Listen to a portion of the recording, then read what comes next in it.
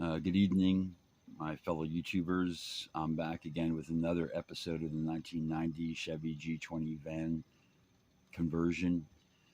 After selling the Explorer and the Suburban, I had money, put all new brakes on this truck and a few other things, tires and anything to make it safe. The engine was running okay, and I actually looked up the um, the engine on this to find out what it was. It was actually a remanufactured in Mexico, but it was originally, I believe, a Canadian block.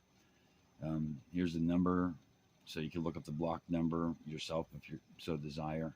And I kept a couple intricate things, but as you can see, I put the floor down inside a hardwood floor, and I made a bed. And it's not home without a rug, right? I made this bed slash couch that you can just out the length of it, so you can make it from a couch to a full size bed. And with that, I had all the under the bed storage to use.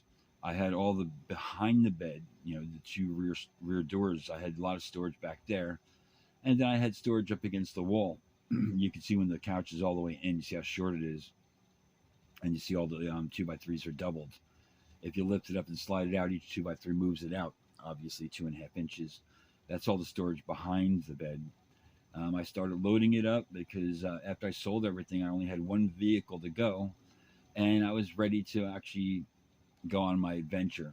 Um, at the time, I was planning to go to California, but I ended up making a long, long stop in New Jersey. I'm still here after 4 years. But once I got this all loaded down, I put together a bed out of 4-inch memory foam and packed up all my stuff. And oops, that picture doesn't belong there. That's from the bodywork. Anyway, it's tough to do these pictographs. Pictures just get lost in the shuffle.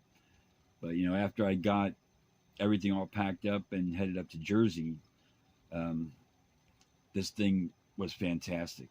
It got up there really nicely. It didn't go through too much gas, which is also very nice. I think I was getting about 17 miles per gallon on the highway, and that's what it loaded down with everything I own, which isn't a lot anymore. Once I got up here, a couple of my friends were making jokes about my van, saying that it looked like a creeper van. Quotes like, "Oh, it looks like your van's got a couple rapes under its belt." I got sick of hearing stuff like that, so I painted it. And as you can see, all the 4 new tires here. But this is the color scheme that I painted. It's going to show the van in a minute here. I should have put the tires last, but here you go. I was actually down in Newark in Branchbrook Park and did a rattle can spray job on this van. Everything that's painted, even the roof, was all spray can. And I wasn't that great with the lines, but I did a pretty good job for using really spray cans. Used about 2 dozen spray cans. Had these about a half a dozen of each color for each third of the van going down the sides. It came out pretty good, but I didn't quite like the dark navy blue on the bottom, so I tried this other blue, as you can see on the door, and I ended up doing the rest of the lower level in that color. Oh, you see the other van right next to it there? I'll be talking about that van next. When the Scooby engine uh, blew a gasket, which I didn't know was a blown gasket back then. I didn't know that I was going to have to buy that other van that's sitting next to it. Scooby was supposed to be my sole partner for years. There's another picture of the high top van I purchased when Scooby had an engine problem. After I got finished with everything in Scooby, I had a plastic component from the heater core break and blow out, and it overheated the engine while I was on the highway, and I didn't even realize it until the engine started to actually seize up. It got that hot. I pulled over. I let it cool down for about an hour. This is the van after I had sold it, after we had just put a new engine in it. But I pulled over and I let it cool down.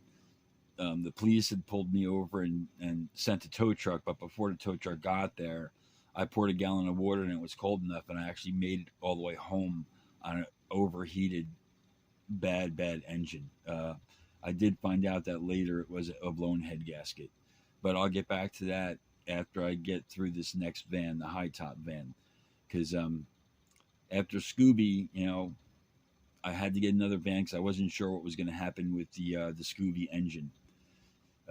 So anyway, I will get back to you soon with this next high top van. I don't know where all my pictures are, so I'm just going to give you images of it with the other vehicles, so you could just like kind of see what it was all about. If I ever do find the pictures for the other high top van, though, I will post another video just of the pictures of what I was doing to that van. Anyway, hope you all have a great day, and I hope you enjoy this video, and I hope you enjoy what you've seen from me so far. So sorry about that eclipse video. I set my camera out on a tripod and just let it go because I wasn't going to stay there and watch, you know, for a half hour as this eclipse passed by. It didn't come out that great because we had a heavy cloud cover, but you know, just gave you a little bit and a little entertainment piece of music that I had written and recorded. Anyway, I hope you enjoyed that too, and I hope to see you all soon. Have a great day.